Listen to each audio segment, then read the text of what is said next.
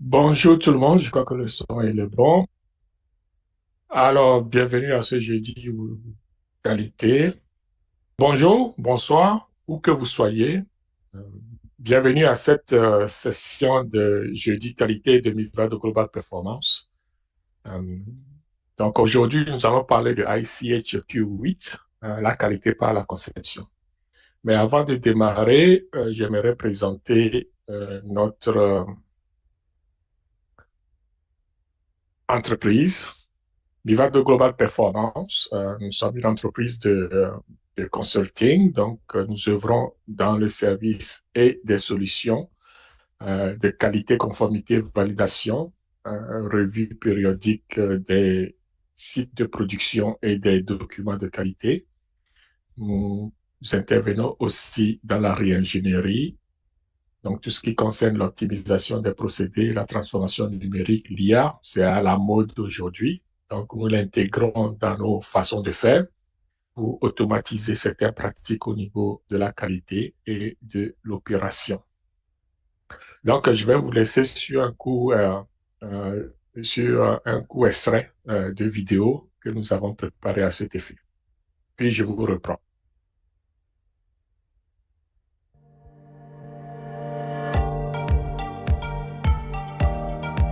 Jouissant d'une réputation de qualité et d'une approche dédiée, nous offrons des portfolios de services exceptionnels, des solutions sur mesure et un soutien à la clientèle remarquable pour le marché des sciences de la vie. Contactez-nous dès aujourd'hui pour optimiser vos performances et atteindre l'excellence.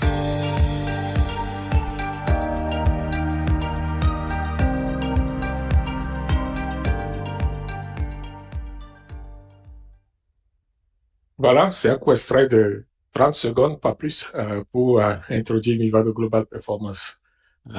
Merci encore pour tous ceux qui se joignent à nous présentement. Et ça nous fait plaisir de voir que la communauté augmente de semaine en semaine, de mois en mois. Et bientôt, nous allons lancer notre communauté de pratique sur l'ingénierie pharmaceutique. Donc, nous attendons d'accroître notre membership jusqu'à 100 avant de commencer. Donc, voilà. Donc, aujourd'hui, comme je le disais, la qualité par la conception, c'est tout ce qui concerne le développement pharmaceutique. On va essayer de comprendre les tenants et les aboutissants de cette réglementation qui est ICHQ8.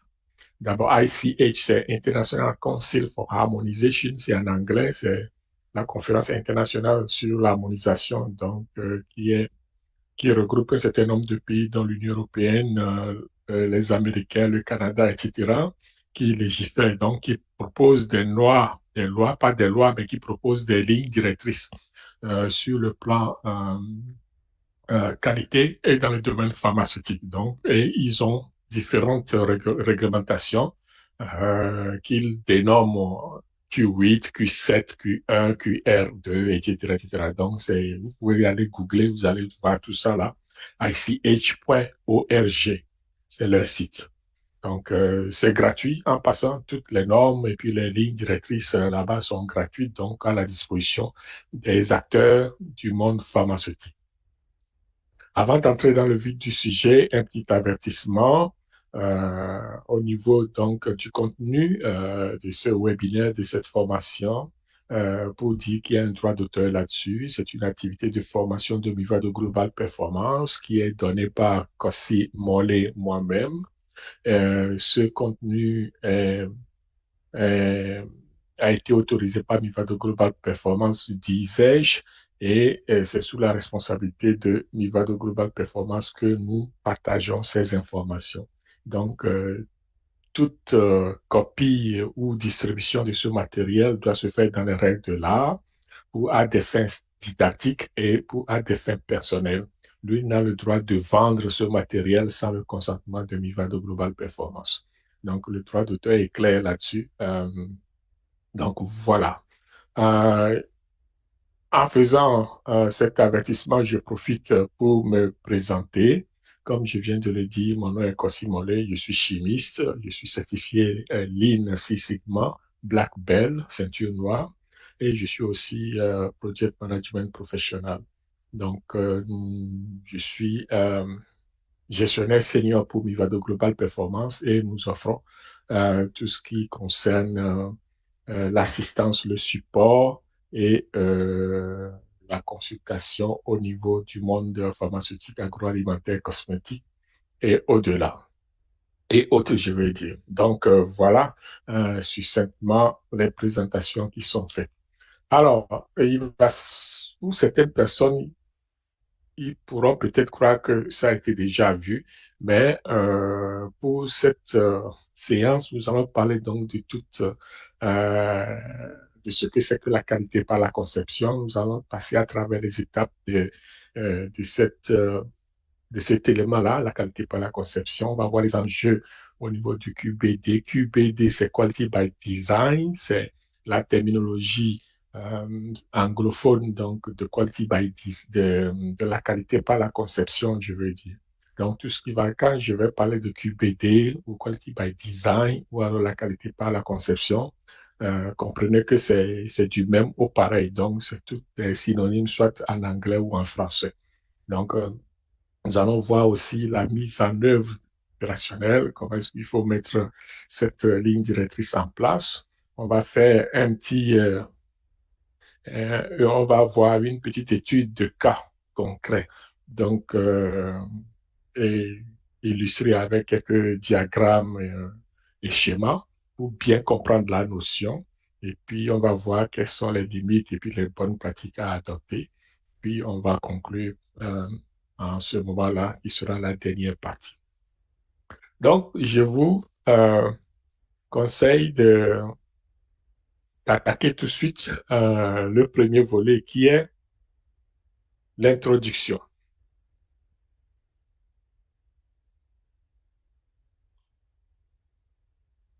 Alors, qu'est-ce que la qualité par la conception ou quality by design?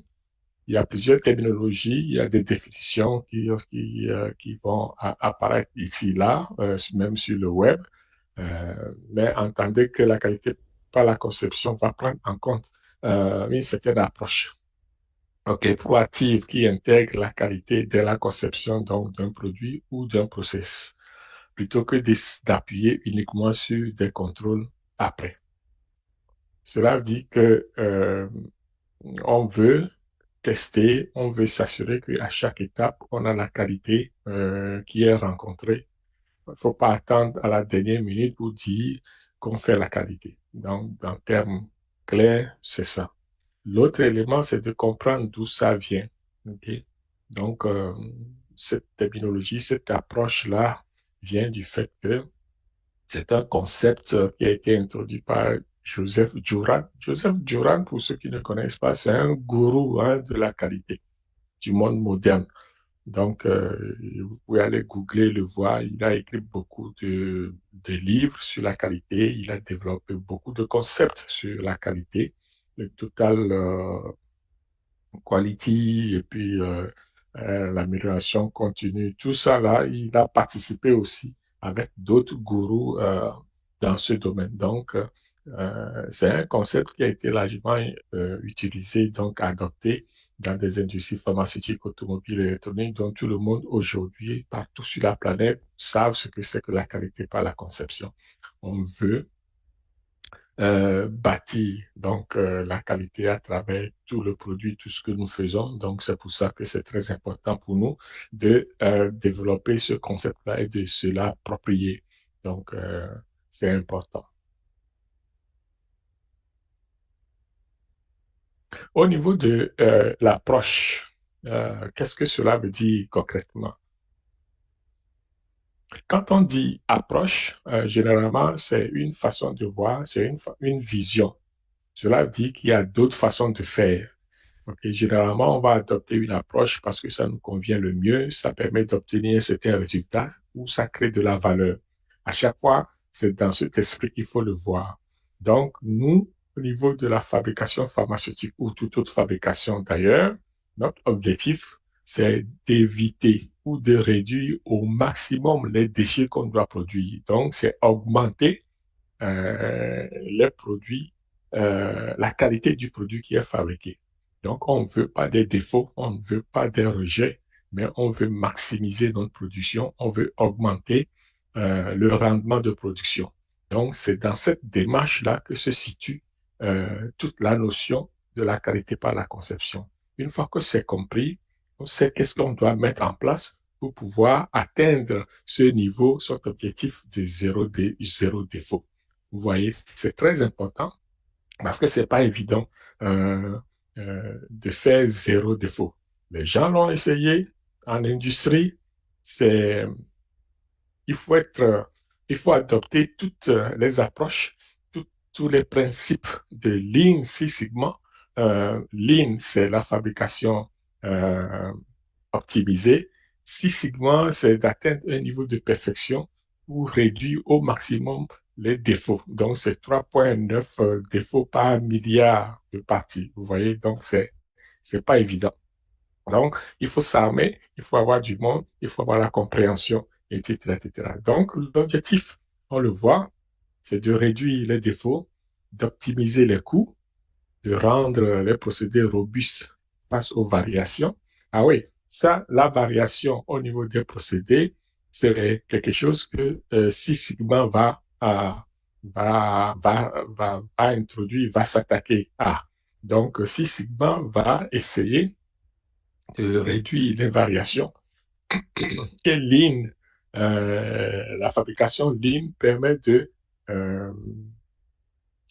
diminuer, n'est-ce pas, les gaspillages.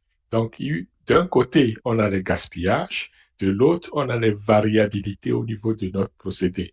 Donc, les deux ensemble font qu'on va atteindre l'objectif ou on va se rapprocher de notre objectif zéro défaut. Et aussi, cette approche va permettre d'anticiper les attentes clients. Évidemment, on connaît nos clients, on sait où ils sont, on connaît leurs caractéristiques et leurs exigences. Donc, on va produire en fonction de ces clients-là. Et c'est très important, donc, dans le monde d'aujourd'hui. Euh, Au niveau de la démarche elle-même, donc, quels sont les éléments qu'on doit appréhender, qu'on doit comprendre? Évidemment, il ne faut pas se voiler la face. Au niveau pharmaceutique, nous aimons, nous, travailler donc de façon ordonnée, de façon à ne pas contaminer nos produits, donc à avoir un produit de qualité, parce qu'après tout, ce sont des médicaments qui sont administrés aux patients et on veut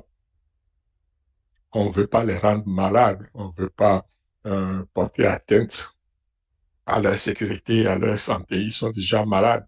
Donc, au niveau du développement du produit en tant que tel, puisque c'est là où intervient la ICHQ8. OK? C'est le développement pharmaceutique.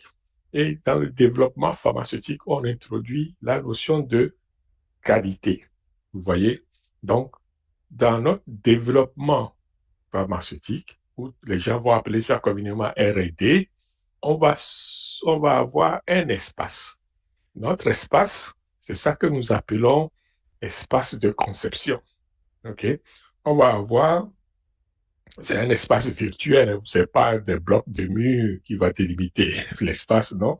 C'est un espace, on sait, c'est imaginaire. Des fois, on l'a physiquement, des fois, on l'a sur papier, ou alors on l'a dans la mentalité, dans la façon de faire. Donc, on sait, même au niveau des caractéristiques de notre procédé, on sait que c'est notre espace de développement, de conception. Comment on le sait? C'est parce que notre procédé a des limites. Nos spécifications ont des limites. OK? Par exemple, si je veux avoir de l'eau chaude pour, euh, pour faire ma pâte, enfin, pour faire des pâtes, OK? Des pâtes à manger. Je sais que mon eau chaude, je dois le chauffer entre 60 degrés et 90 degrés Celsius. Donc ça, c'est une limite. Ce sont des limites. Un espace de travail, un espace de conception. Donc, l'espace de conception se représente sous forme de limite de température que je ne dois pas excéder de chaque côté, que ce soit 60 degrés ou 90 degrés. Donc, cela constitue mon espace de travail. Après ça, il y a ce qu'on appelle le, le QTPP. Le QTPP, c'est Quality Target Product Profile. Okay? C'est-à-dire, c'est le profil cible, atteignable de qualité de notre produit, de notre procédé, tout simplement. Donc, euh, peu importe ce qu'on fait, peu importe la façon dont on va jouer sur les paramètres du procédé, ces cibles qualité doivent être atteintes, doivent être respectées, doivent être contenues dans notre espace de travail. En plus de ça, on va aller chercher plutôt ce qu'on appelle les paramètres critiques du procédé, qui sont les CPP, les CPP, Critical Process Parameters. OK?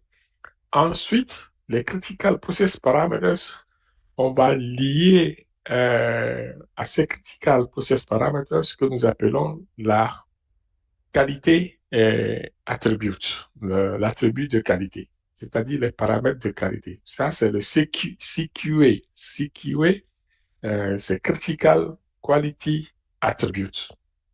Donc, si dans notre espace de travail, on connaît le profil qualité du produit, qui est le QTPP, on connaît le CPP, Critical Process Parameters, on peut aller directement questionner nos CQA qui sont les Critical Quality Attributes parce que les CPP sont directement reliés au CQA, au CQA, Critical Quality Attribute.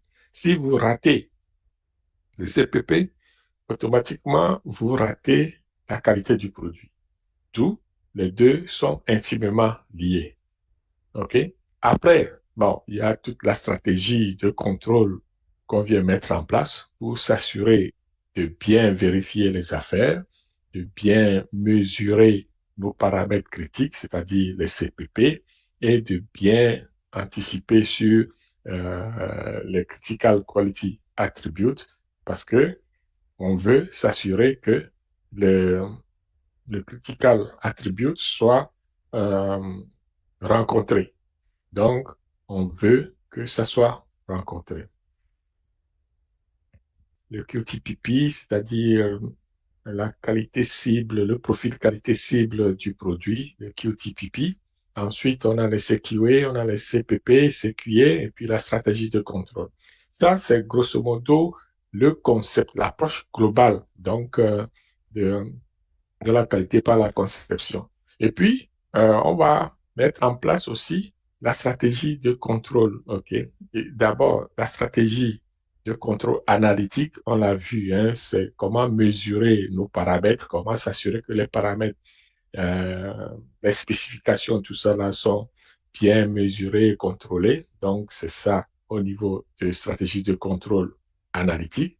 Ensuite, on a la stratégie de contrôle du procédé en tant que tel, c'est-à-dire dans le domaine d'espace, on doit pouvoir contrôler tout le procédé. Donc, c'est essentiel de faire ce genre d'exercice, de mettre cette stratégie en place. Parce que n'oublions pas que lorsqu'on fait la production, on a toujours ce qu'on appelle in-process control, c'est-à-dire le contrôle à travers le procédé de fabrication. Donc, c'est une façon de documenter qu'est-ce qu'on fait, comment on le fait, est-ce qu'on le fait bien à temps et à heure, qui le fait, et quels sont les matériels qui rentrent en jeu, quelles sont les interactions, etc. etc. Donc, c'est très important d'avoir cette stratégie de contrôle en place.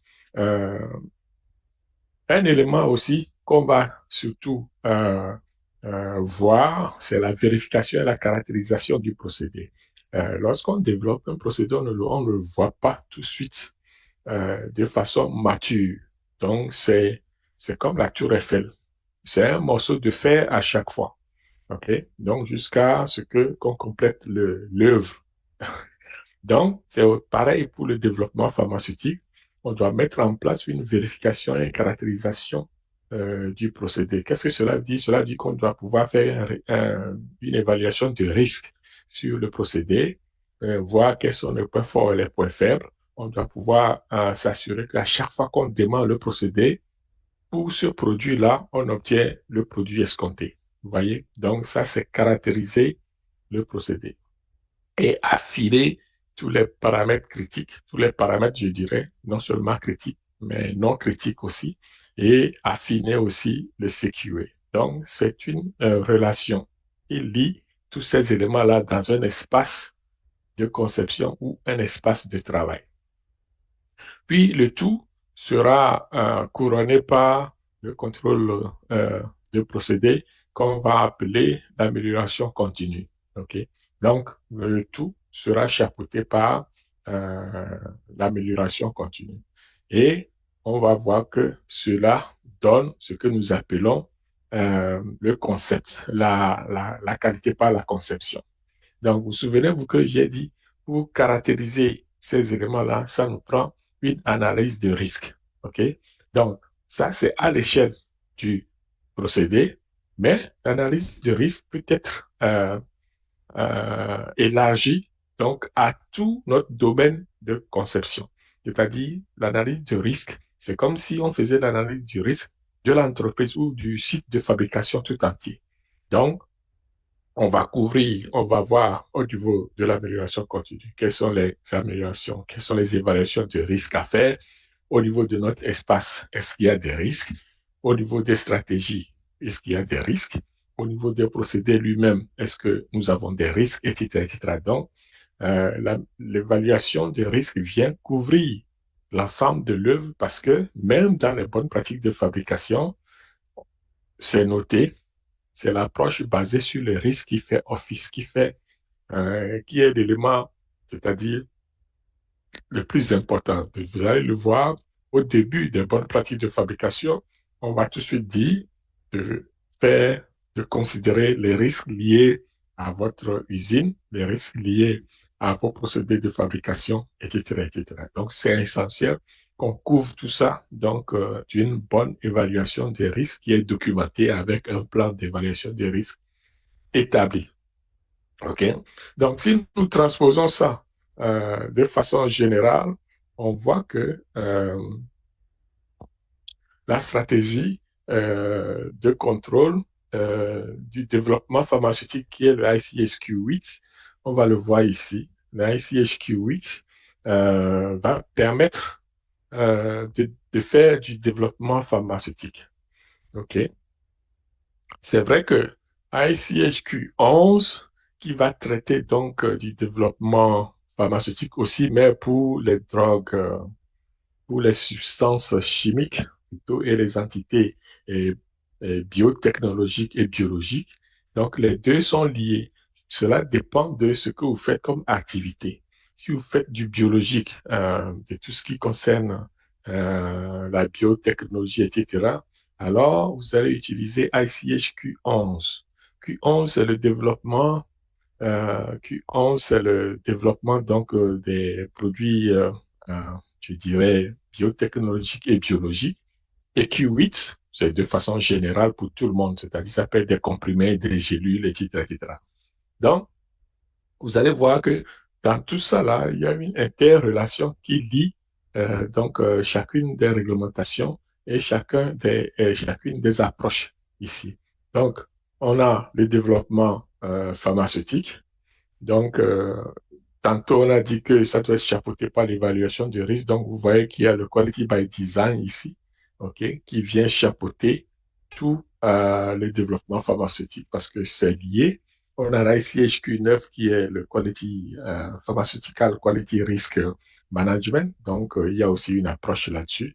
Là, on a déjà fait une vidéo là-dessus. Vous pouvez aller revoir ça sur notre chaîne YouTube ou alors Facebook. Ensuite, il y a la réglementation sur les soumissions ici. OK? Parce que lorsqu'on fait le développement pharmaceutique, nous devons le soumettre aux autorités pharmaceutiques pour pouvoir avoir ce qu'on appelle l'autorisation de mise en marché. Donc, les autorités doivent approuver notre médicament avant qu'on aille sur le marché. Alors, cette façon de faire, cette approche-là est aussi liée à ICHQ10 qu'on appelle. ICHQ10, pour ceux qui ne savent pas, ce sont les lignes directrices qui traitent de la qualité, du système qualité. OK? Donc, le système qualité est, est aussi intégré donc, dans cette approche-là. Donc, c'est une approche globale finalement. Et après, lorsqu'on fait tout le développement donc, de notre produit en considérant la réglementation, en considérant toute l'approche qualité, en considérant l'évaluation des risques, il va falloir qu'on valide notre procédé. Et c'est une étape qui vient chapeauter tout le développement pharmaceutique et que la validation va entrer dans la phase 4. Même ça commence déjà dans la phase 2, hein, la validation, avec la qualification des équipements, etc. Mais se termine par la phase 4 avec la mise en marché du produit. Donc, au niveau de la validation, on le sait déjà, on peut revenir là-dessus, mais il y a trois phases au niveau de la validation. Il y a le process design. Le process design, vous voyez ici, le process design est directement lié à ICHQ8 et Q11. OK? Pourquoi? Parce que on ne peut pas faire la validation s'il n'y a pas de développement de procédés, s'il n'y a pas de développement de produits. Alors, la validation ici vient confirmer tout ce qu'on a fait dans notre espace de conception, y compris l'évaluation de risque. Donc, c'est ça la relation qui lie la validation au reste donc de QBD et du développement pharmaceutique. Puis, on a la phase 2 qui permet de caractériser le procédé. On l'a vu ici, hein.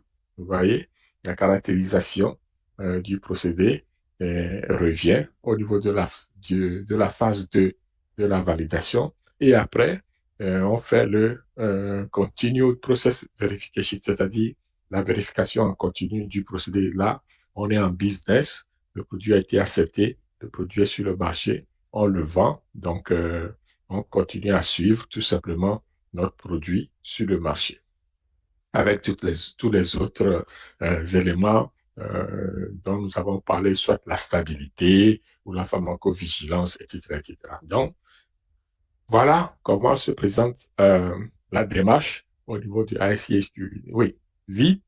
Ici, j'ai donné de façon superficielle les explications, mais c'est assez parlant. On dit des images.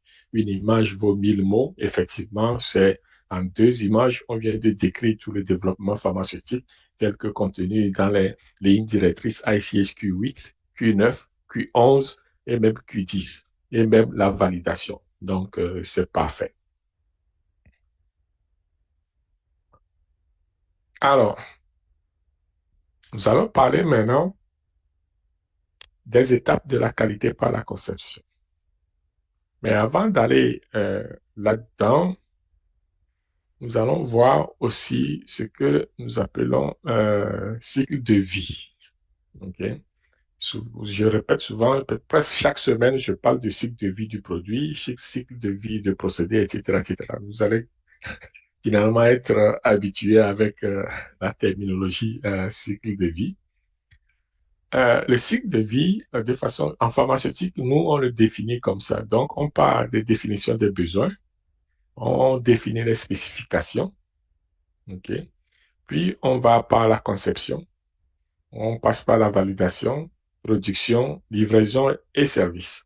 Donc, prenez un procédé, vous devez définir les besoins de votre procédé, définir les spécifications, faire la conception, valider vos idées et le procédé, tester en production, puis livrer au client. Je répète, mais cette fois-ci, je vais prendre l'exemple d'un produit. Je définis les besoins du produit. Ça peut être n'importe quel produit, hein. Ça peut être même une voiture. Définir les besoins. Qu'est-ce qu'on veut avoir? C'est-à-dire, les ingénieurs vont parler de cahier des charges. Donc, on va définir les besoins. On va élaborer des spécifications. Par exemple, ma voiture doit avoir 5 roues. C'est une spécification. Puis, on va concevoir cette voiture à 5 roues. Puis, on va valider sur des routes. On va faire des essais autoroutiers pour voir si ça roule bien. C'est ça la validation. puis on va à production à grande échelle, puis on livre ça au consommateur et on fait l'entretien. Donc, c'est classique. Cette définition, c'est pas juste pharmaceutique, cette affaire-là. Donc, dans tout domaine, c'est ce qui arrive. Prenez le domaine même personnel chez nous à la maison, c'est pareil. N'importe quoi vous allez prendre, il y a un cycle de vie à tout. Il y a un début, une fin à tout. Et il y a le développement qui est fait quelque part, etc., etc. Donc, c'est ça qu'on transpose maintenant au niveau des pharmaceutiques. Donc, vous allez voir que cette notion de vie va couvrir l'ensemble de l'œuvre, donc du schéma qu'on a vu précédemment, c'est-à-dire le développement pharmaceutique, euh, l'environnement de conception et puis tout le reste, les QTPP, les CPP, le contrôle stratégique au niveau analytique, le contrôle stratégique au niveau du procédé et puis le reste. Donc, pourquoi on définit ça? Parce que pour nous, en pharmaceutique, il y a ce que nous appelons la validation qui vient toujours se greffer au-dessus de tout cela. Et on doit avoir des étapes, être méthodique dans la façon de faire, tout simplement. C'est pour ça qu'on a différentes étapes. Et chaque étape avec ses caractéristiques, avec ses exigences et avec ses livrables. Donc, par exemple, étape 1, c'est-à-dire la conception du procédé, euh, on a une certaine documentation à livrer, certains éléments à fournir. Étape 2, la qualification du procédé aussi, c'est différent. Et l'étape 3, la vérification du procédé en continu.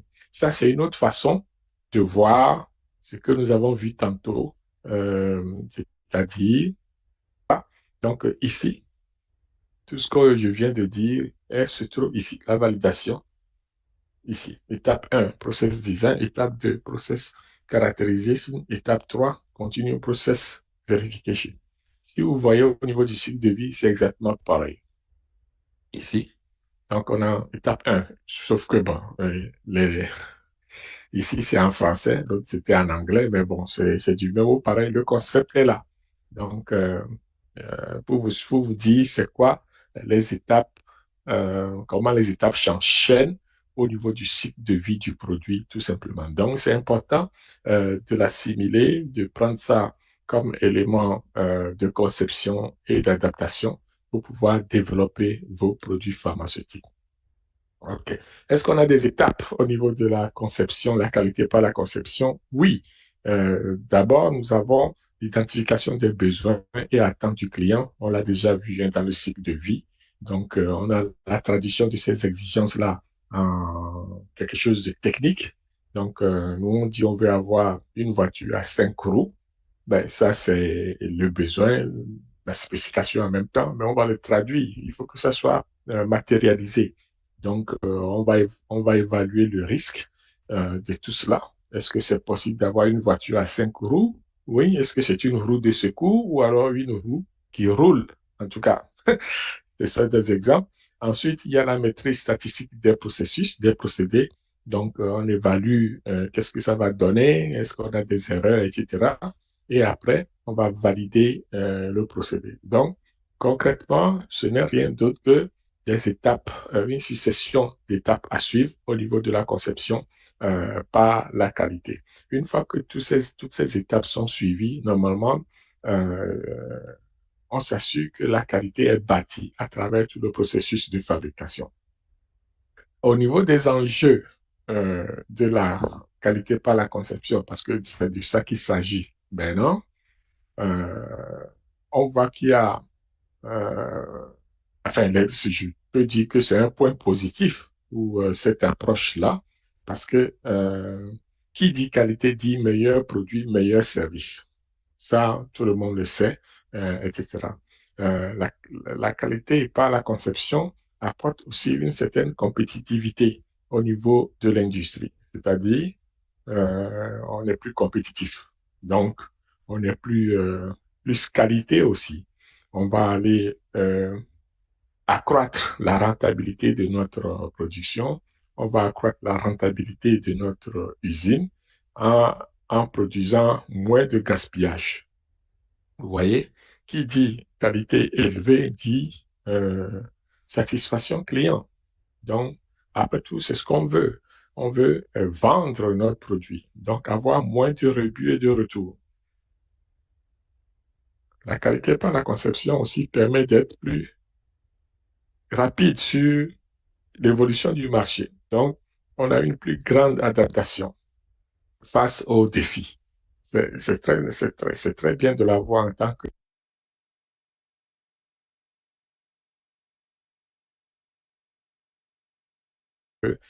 structure, en tant qu'entreprise, okay, une structure commerciale. Donc, et aussi, on se conforme très rapidement à la réglementation. Donc, c'est facile de se virer de bord, comme on dit, et de mettre en place donc des stratégies réglementaires, que ce soit nationales ou internationales. Donc, ce sont des éléments essentiels que la qualité par la conception, cette approche, cette méthodologie nous apporte. Donc, comme je l'ai dit au début, c'est une approche. Une approche, c'est une vue par un groupe de personnes ici et c'est une façon de faire. Vous pouvez faire ce que vous voulez, mais des gens se sont rassemblés pour dire, OK, à travers toutes nos expériences, à travers toutes les expériences sur cette terre, voici comment au mieux, on peut travailler pour avoir des résultats plus ou moins corrects et puis meilleurs. Vous voyez? Donc, c'est ça. Mais on encourage effectivement tout le monde à suivre cette démarche-là, cette approche-là. La qualité va la qualité par la conception va permettre aussi d'avoir une certaine mise en œuvre au niveau donc de l'entreprise. Qui parle de mise en œuvre de l'entreprise, on va plutôt voir que euh, cette mise en œuvre va se réaliser à travers les opérations, c'est-à-dire toutes les activités qu'on va mener au niveau de l'entreprise. OK? Donc, c'est-à-dire que c'est pas juste un concept qu'on lance en l'air comme ça. Non, c'est quelque chose qui doit se refléter dans l'entreprise. Et comment ça se fait? C'est notre prochain chapitre qui s'appelle mise en œuvre opérationnelle, donc the Quality by Design.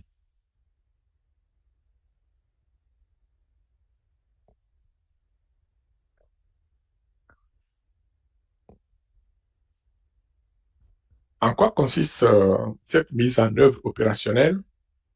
Évidemment, il y a des étapes. Dans un premier temps, nous allons définir ce que nous appelons le critical quality attribute, c'est-à-dire l'attribut critique de qualité. OK? Donc, on doit être capable de définir, de mettre des noms et je dirais des chiffres ou alors des, des adjectifs, des qualités sur ce paramètre-là. Donc, c'est un ensemble de paramètres qu'on croit à partir donc des critical process parameters, c'est-à-dire à partir donc des paramètres critiques de procédé, qu'on croit qui sont valables, qu'on doit être qu'on doit noter, qu'on doit garder comme spécification ou alors comme critère au niveau de la qualité du produit. C'est ça, ça veut dire. Donc, ce sont des éléments à surveiller, bien sûr. OK? Donc, on se pose cette question-là. En deux, on doit pouvoir déterminer à travers le critical quality attribute, c'est quoi notre critical process parameters. Souvenez-vous que j'avais dit que les deux sont liés. Donc, si vous faites varier la qualité du produit, il se peut que la qualité, enfin, le procédé soit, certains paramètres du procédé soient changés aussi, et vice-versa. Vous voyez? Donc, imaginez, vous prenez un morceau de sucre, vous prenez un morceau de sucre et vous prenez de l'eau froide. D'abord, l'eau est à moins 10 degrés. OK, vous prenez un morceau de sucre, du sucre blanc, hein. L'eau est à moins 10 degrés, donc moi c'est gelé. Ok, je vais prendre l'eau froide tout simplement à zéro, peut-être 1 degré ou 2 degrés. L'eau qui n'est pas gelée mais froide. Vous mettez le sucre dedans. Vous allez voir que ça prend beaucoup de temps à ce que le sucre soit dissous. OK? Et quand vous prenez l'eau chaude, le sucre se dissout rapidement. Donc, dépendamment des paramètres de votre procédé, soit la température est basse, soit la température est élevée, vous allez voir que le temps de dissolution a été impacté. Le temps de dissolution du sucre a été impacté. OK? C'est ça la relation entre le CQE et le CPP. Donc, c'est juste pour illustrer ça. Ensuite, il y a l'utilisation des outils d'amélioration continue, d'évaluation du risque plutôt, qui sont d'ordre, je dirais, AMDEC ou FMIA, comme les gens aiment l'appeler en anglais, et puis les autres, les plans de DOE et Design of Experiments.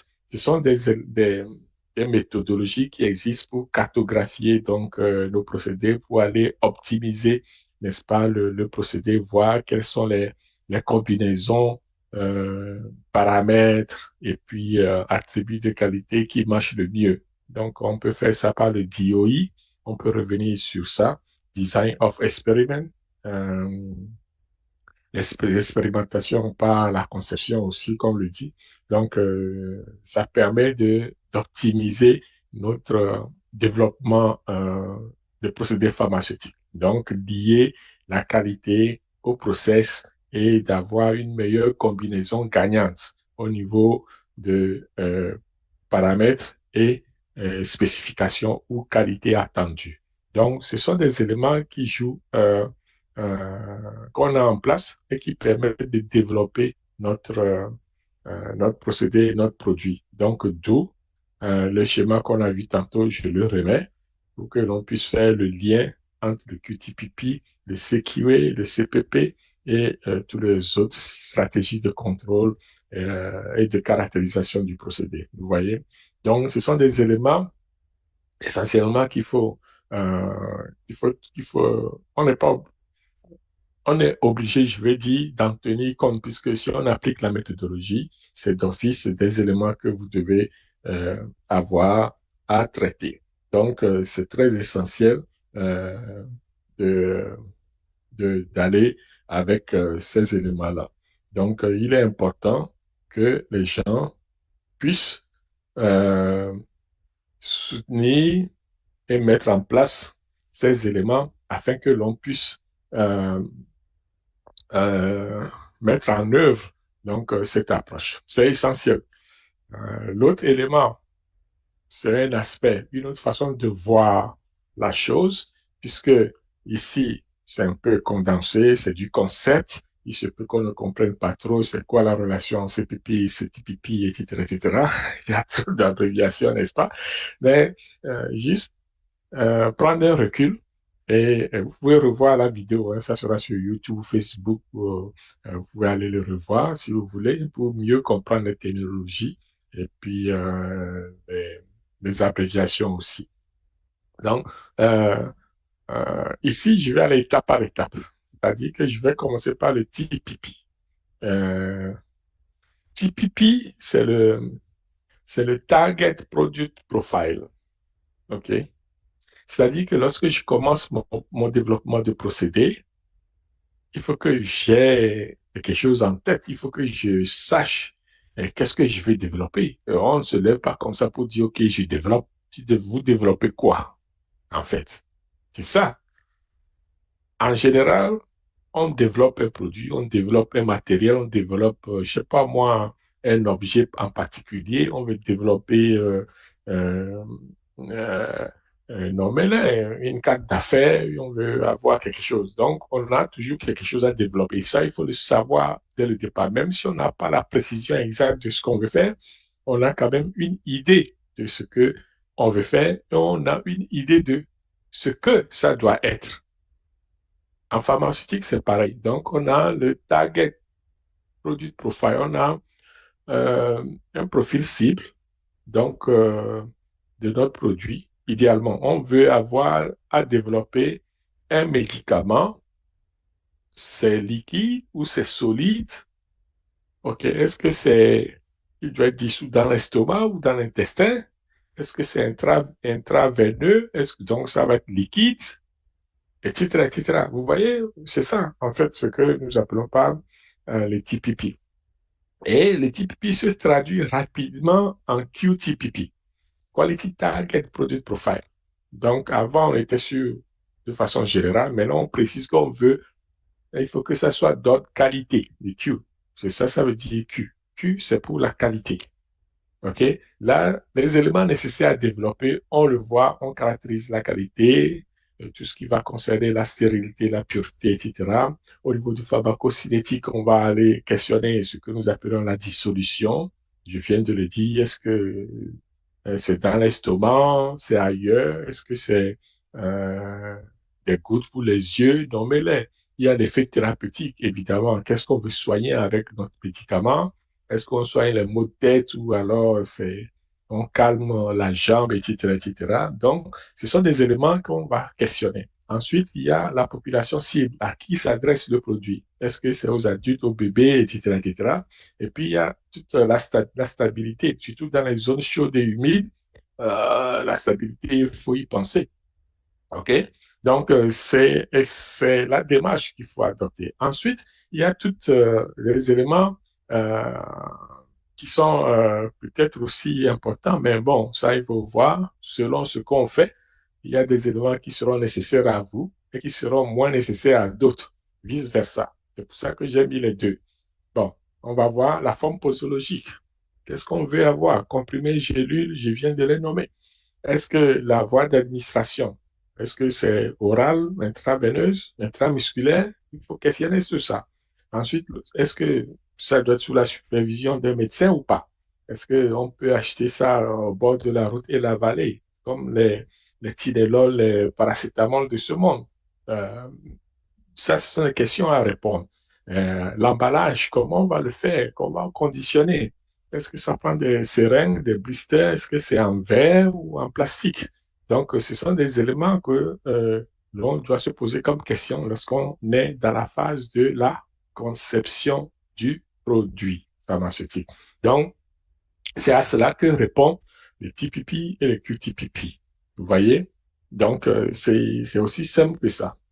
Dans l'autre partie de la chose, c'est-à-dire le CPP, on vient de le voir, c'est le Critical Process euh, Parameters. Donc, qui dit paramètre critique du procédé, dit le procédé en tant que tel qui doit être contrôlé.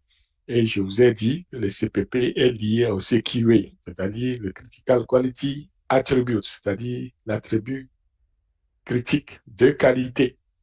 Donc, si vous prenez un procédé en tant que tel, il y a ce qu'on amène dans le procédé et ce qui sort. Et tout ce qui permet de contrôler le procédé, c'est le CPP. Donc, ce sont les paramètres.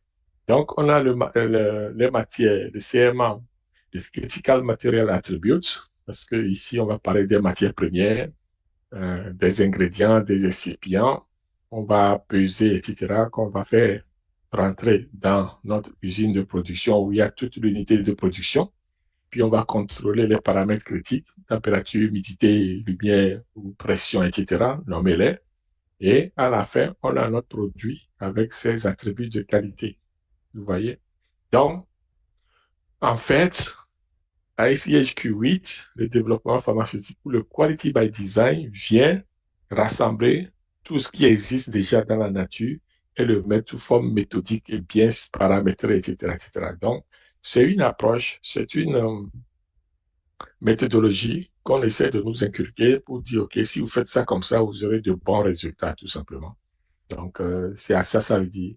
Et de là, comme on l'a vu, on va mettre en place une stratégie de contrôle de cette approche. Donc, il ne faut pas que ça se fasse comme ça.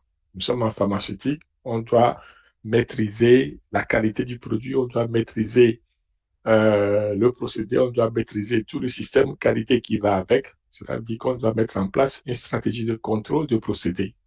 Vous voyez? Donc, en même temps, vous allez voir que on reprend les mêmes phases, les mêmes éléments, c'est-à-dire le TPP, le QTPP, le procédé, le contrôle, le transfert, le procédé, l'analyse de risque, et puis la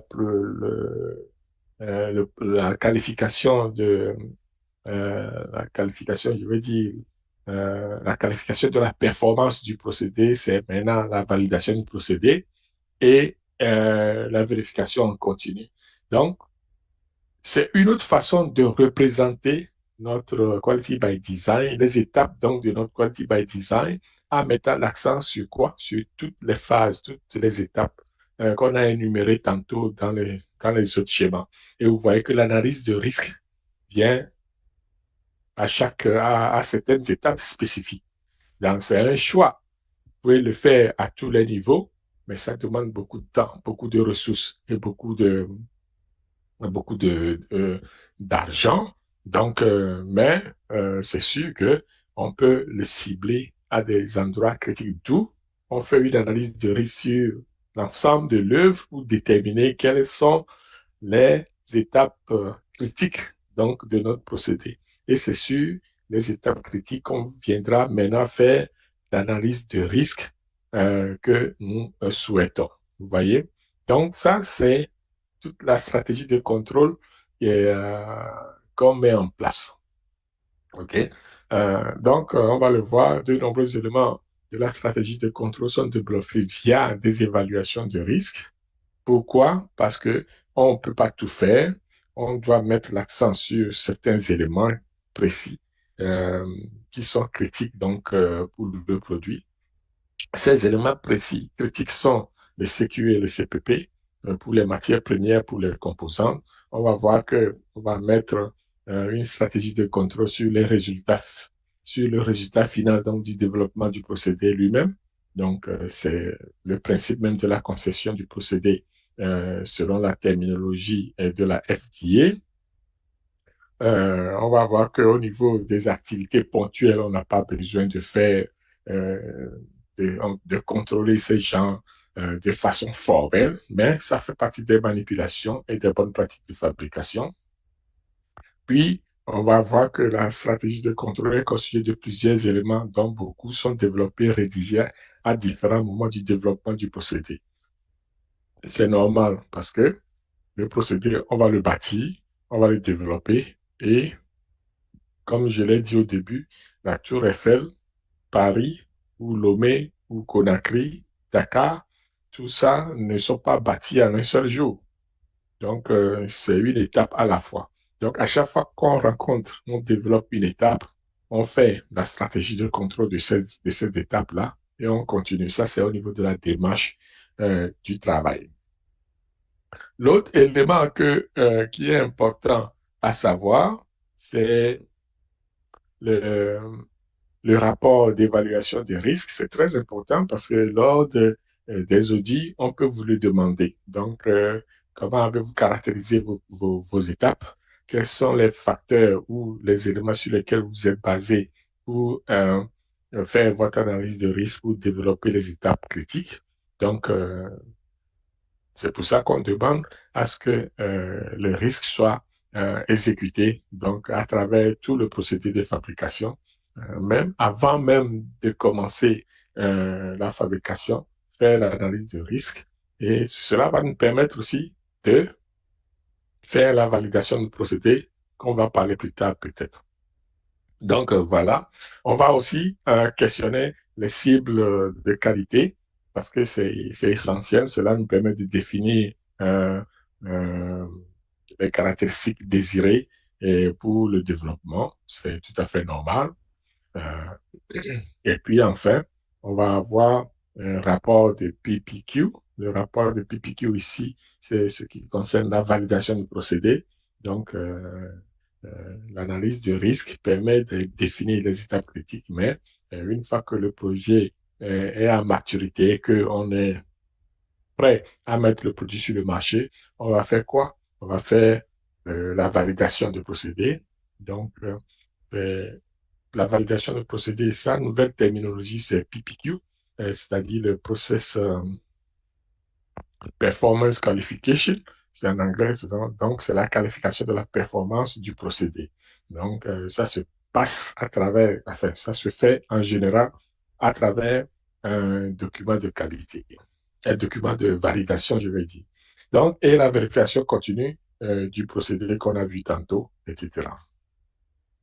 Donc, l'approche du cycle de vie se concrétise. Hein. Vous allez voir que l'élément est là. Donc, première étape, Quality by Design, QTPP, c'est un récap ici, en fait, de CPP et CMA. Ensuite, euh, on a l'espace qui va définir. Donc, tous ces éléments vont définir ce qu'on appelle l'espace de conception et stratégie de contrôle. Ça, c'est l'étude de cas. Je vais parler d'étude de cas bientôt, tout doucement. Donc, restez attentifs. Donc, euh, lorsqu'on parle d'étape de conception du procédé, donc la toute première étape qu'on a vue, vous allez voir, c'est définir notre espace de conception et de stratégie de contrôle. Et quels sont les éléments qui permettent de faire ça? Ben, évidemment, c'est QBD, l'approche QBD, le QTPP, le CQE, le CPP, le CRM. Ok, l'étape 1, on fait la conception du procédé, etc. Ok, donc, on rassemble nos éléments, etc. Les preuves, l'espace de design.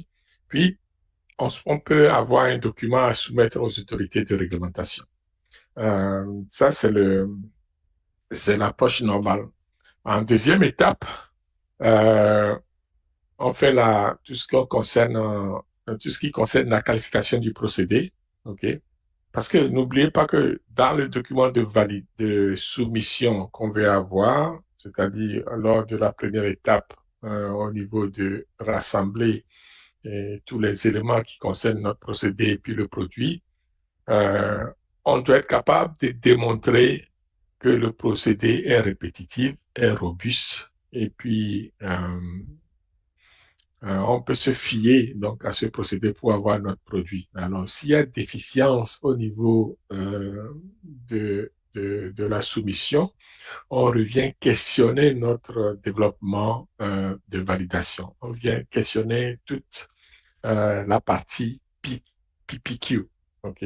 Pour voir est-ce qu'on a bien fait les choses et qu'on a raté quelque chose, qu'on a loupé quelque chose. Donc, le PPQ, ce sont les étapes qui sont là. On nous permet d'avoir un rapport de validation et qui va nous permettre d'entrer dans la troisième phase qui est le développement donc, de la euh, vérification en continu du procédé. C'est un document aussi qu'on met en place pour dire qu'à chaque production, on fait la même chose. On va questionner donc la phase 1, on va questionner l'évaluation du risque et puis on va définir les paramètres à observer pour le PPQ, c'est-à-dire le, la validation et mettre en place tous les éléments qui concernent la vérification en continu du procédé. Vous voyez?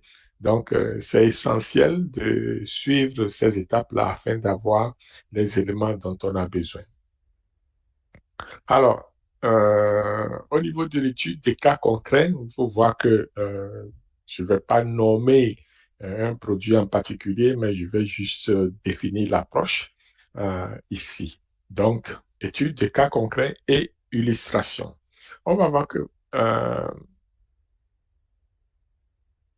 la stratégie globale donc de Quality by Design peut se traduire de façon générale par le développement pharmaceutique, c'est-à-dire l'approche du développement pharmaceutique.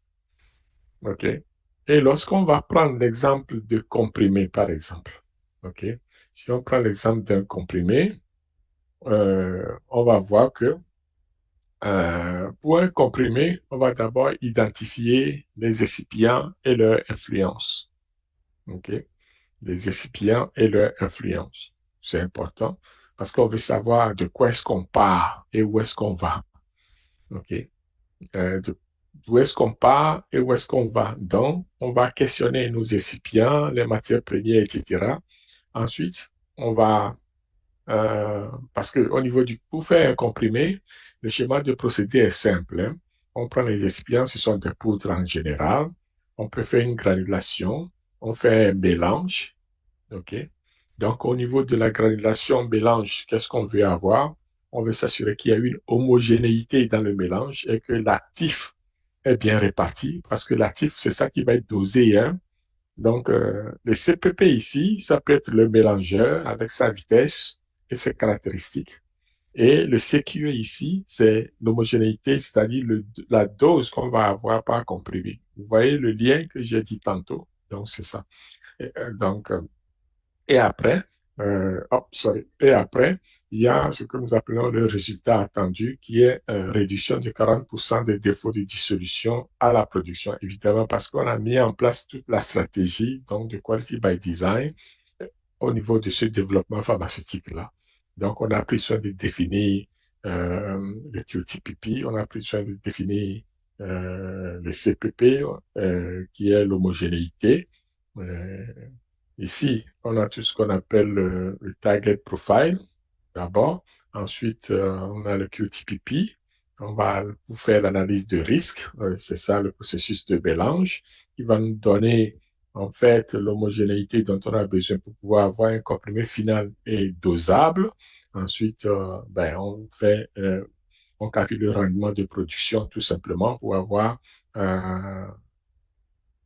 euh, pour pour savoir si notre procédé est efficace ou pas. Donc, voilà, grosso modo, comment ça se passe. Et lorsqu'on suit ça, on devait avoir une bonne qualité du produit à la fin donc de notre processus, tout simplement. Donc, c'est très important de cette méthodologie. C'est pas pour rien qu'ils l'ont mis en place pour guider les intervenants donc du monde pharmaceutique. Évidemment, toute chose a un bon côté et un mauvais côté, hein, mais de mon point de vue, je crois que il n'y a pas de mauvais côté pour cette ligne directrice, ICHQ 8, Pharmaceutical Development euh, et Quality by Design, mais tout ce qu'on peut avoir, c'est peut-être des limitations au niveau de l'applicabilité. Donc, euh, on le voit, c'est une méthode qui va coûter, une approche qui va coûter cher à être mise en place, surtout au début, parce que ça prend beaucoup d'éléments. On l'a vu très simple ici, mais normalement, si on veut développer ça, ça prend beaucoup d'éléments, ça prend beaucoup de ressources, que ce soit matérielles et financières, pour mettre en place. Donc, investissement initial élevé, nécessité de données fiables, changement de culture d'entreprise et tout ça, c'est pas donné, hein. Surtout si c'est une entreprise existante, ça va falloir une bonne dose d'acceptation du changement et ne pas être résistant au changement. Parce que c'est une culture, c'est une façon de penser, une façon de voir, une façon de travailler. Donc, c'est pas évident. Donc, ben, si on a une jeune entreprise qu'on débute, on peut tout de suite l'appliquer et être habitué à travailler de la sorte. Donc, c'est une bonne façon de travailler. Les bons côtés, ben, c'est une bonne pratique. Ce sont de bonnes pratiques, implication de tous les acteurs. Il y a la formation, revue périodique, tout ça là permet d'accroître notre aisance au niveau de cette approche pour pouvoir bien l'assimiler, l'implanter et la dérouler finalement. Donc, ce sont des éléments essentiels à retenir par rapport à ce live du jeudi qualité de Mivado Global Performance en ce qui concerne l'ICHQ 8 Quality by Design. Ce qui nous amène tout doucement à la conclusion. Donc, on va conclure rapidement. Conclusion. Donc, il y a certains éléments que je voulais soulever au niveau de la conclusion. Avant de terminer, je veux dire que la qualité par la conception est une approche qui intègre, ok, la qualité dans la conception et le développement d'un produit dès le départ. C'est important, plutôt que de l'ajouter comme une simple étape de contrôle après la production. Ok. Parce que ça devient cher de retravailler quelque chose à la fin du processus que au début du processus. Ça, c'est juste une logique acceptable par tous. L'objectif euh, de cette approche est de garantir que le produit final répond aux exigences de qualité attendues grâce à une approche proactive et systématique. Vous voyez? Donc, c'est pour ça qu'on part du début, on dit qu'il faut définir des objectifs qualité. C'est ça qu'on appelle le QTPP. puis ensuite on fait l'analyse de risque, OK? Et après, on va faire la conception du procédé, du processus, et après on fait ce que je vais appeler une vérification en continu ou alors un contrôle en continu.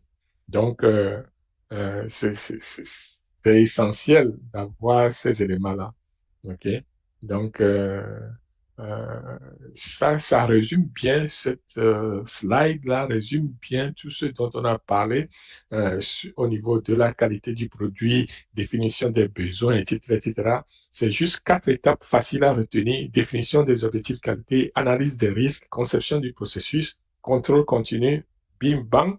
Le produit, il est sur les tablettes en vente partout sur les marchés à travers le monde. Et je rigole, mais bon, c'est juste ça. Donc, euh, s'il faut retenir, on va peut-être dire que on retient ce que je viens de dire, tout simplement, c'est-à-dire l'amélioration de la qualité du produit. C'est ce que permet cette approche ICHQ 8. Ensuite, ça nous permet de réduire les coûts, d'améliorer l'efficacité et d'avoir une meilleure compréhension donc du produit et du processus, tout simplement. Ben, merci beaucoup d'avoir suivi notre webinaire, c'est vrai. Mais bon, il n'y a pas de question, mais bon, on n'a pas le temps pour ça. Mais il faut juste retenir que nous aurons notre prochain atelier de formation à Lomé, soit en présentiel, soit en ligne via Zoom, les 29, 30 et 31 octobre 2025. Il y a encore de la place, que ce soit en ligne ou alors en présentiel. Alors inscrivez-vous. On est bientôt euh, nous sommes dans le mois d'octobre, justement, donc il nous reste quelques jours pour finaliser les inscriptions, alors dépêchez-vous. Donc, le thème, c'est transfert de technologie, tout simplement, qui va résumer, n'est-ce pas, tout ce qu'on a vu dans nos webinaires, mais plus en détail, c'est-à-dire pratico-pratique, comment ça se fait. Donc, ça va se passer sur 3 jours. De l'autre côté, nous avons nos formations en ligne, donc auto-formation que vous pouvez suivre à votre rythme. Donc, c'est intéressant d'aller suivre. C'est ces formations-là, ces auto-formations, que ce soit en formation continue ou alors vous êtes novice débutant, c'est pareil. Donc, et d'avoir des certifications pour vos CV, ça permet d'avoir des stages du boulot, etc. Parfait. Ensuite, il y a une formation spéciale que nous offrons au niveau des excipients dans les médicaments. Donc, on va voir leur utilisation et toute la réglementation qui entoure les excipients au niveau national et international. Donc, ça se passe le 12 novembre 2025 en ligne, donc sur inscription obligatoire. OK. Donc, voilà ce que nous avons à vous offrir aujourd'hui et que j'espère que cela a rencontré les 1% de connaissances que nous devons savoir tous les jours. C'est important d'accroître notre connaissance de 1% à chaque jour. Donc, sur ce, je vous dis merci. Merci beaucoup d'avoir partagé ce temps avec nous. Merci pour votre fidélité aussi. Et n'oubliez pas d'aller faire un tour sur nos plateformes YouTube, Facebook, WhatsApp, non, je vais dire TikTok. Et puis l'autre là, c'est Telegram pour ceux qui ont ces comptes. Donc, de visionner nos capsules, etc., etc. Donc, ça me fait plaisir de toujours vous avoir. Et on se dit merci beaucoup. À la semaine prochaine. Ciao.